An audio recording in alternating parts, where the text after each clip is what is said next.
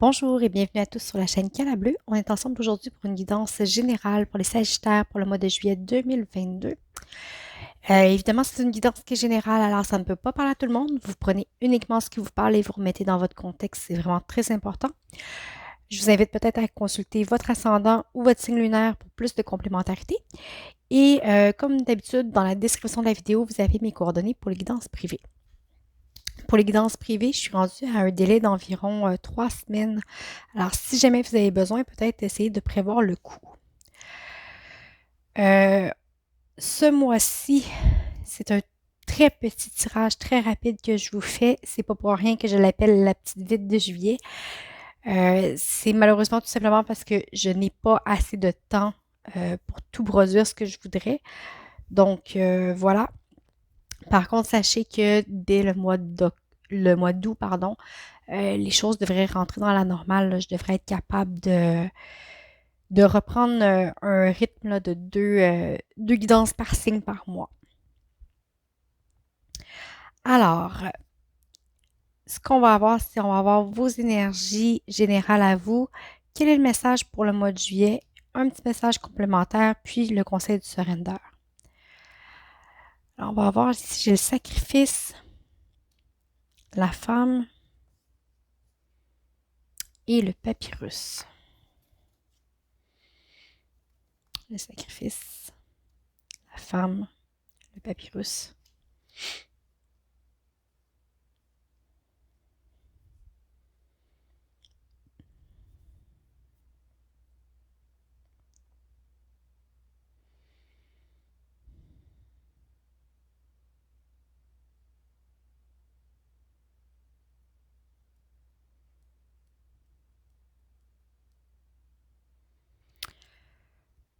Je vais aller voir le dos deck tout de suite. Bon, j'ai la bénédiction.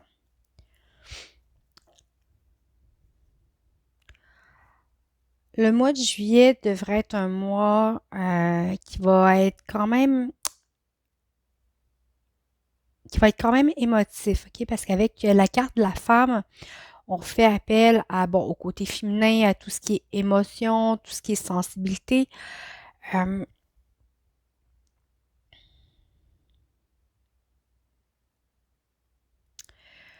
Avec la carte du sacrifice, ici, comme j'ai la femme qui est juste après, je le prends pas nécessairement négativement, mais je le prends plus au point de vue de la dévotion, hein. Vous savez, euh, c'est un sentiment qui est totalement féminin, et je dis pas que les hommes sont pas dévoués, au contraire, mais euh, quand on pense à prendre soin de la famille, prendre soin des enfants, prendre soin des malades, c'est des choses qui sont typiquement féminines, le don de soi, s'oublier pour penser aux autres. Bon, on le voit un petit peu, je le ressens un petit peu comme ça, la carte du sacrifice avec ce tirage-là. Euh,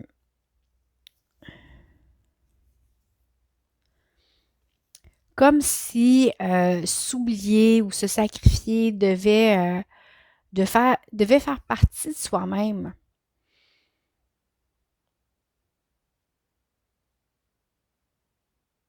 Mais ici, avec le papyrus, vous savez, le papyrus, c'est une carte qui peut évoquer les contrats écrits, qui peut évoquer la loi, mais aussi une page blanche à écrire.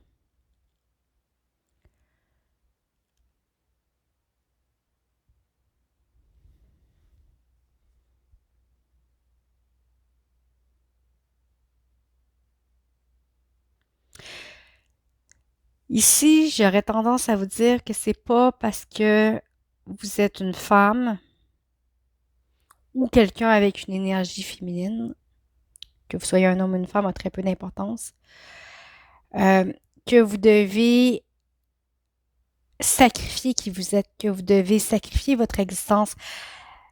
C'est pas parce que vous êtes dévoué que vous devez être effacé, ok? Vous êtes quand même responsable d'écrire votre vie. Vous êtes quand même capable, voyons, vous êtes quand même responsable et tout à fait capable aussi de, de choisir comment va se dérouler votre histoire.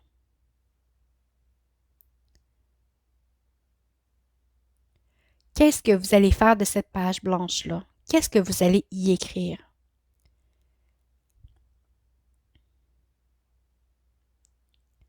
C'est pas parce que vous avez un sentiment de dévotion ou beaucoup d'amour que vous devez être effacé, que vous êtes une page blanche. Vous êtes quelqu'un qui est là, tout en couleur, tout en forme, vous avez des idées, vous avez des projets, vous avez un pouls, vous existez aussi.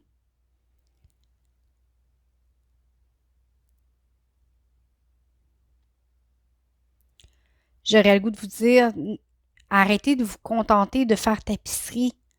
Vous savez, quand on veut se fondre dans le décor, là, c'est ça que ça veut dire faire tapisserie, se fondre dans le décor. Alors, arrêtez de vouloir vous fondre dans le décor et écrivez le scénario de votre vie.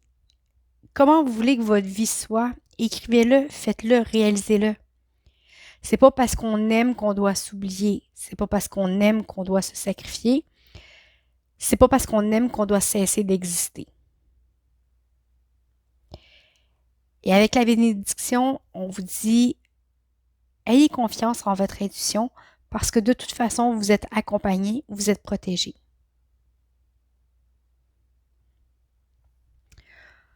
On va aller voir le message. J'ai le chevalier d'épée, le roi d'épée et l'as d'épée. Alors, on est beaucoup dans le mental, hein? On est beaucoup dans le mental. Alors ici, on vous dit de peut-être faire attention à l'impulsivité. Prenez le temps de bien vous centrer, de bien poser vos idées. Et vous avez, ici avec le roi d'épée, vous êtes en pleine possession de vos pensées. Soyez sûr de vous. Vous n'avez pas à douter de qui vous êtes, de vos pensées, de comment ça se passe dans votre tête. Vous reprenez le pouvoir, si vous voulez, sur votre façon de faire les choses, sur comment vous pensez. Ça va vraiment peut-être une nouvelle forme de confiance que vous avez, que vous n'aviez pas. Une envie de passer à l'action aussi peut-être, puis de vous affirmer un petit peu plus. Peut-être une volonté de vous affirmer que vous n'aviez pas et que vous avez maintenant, OK?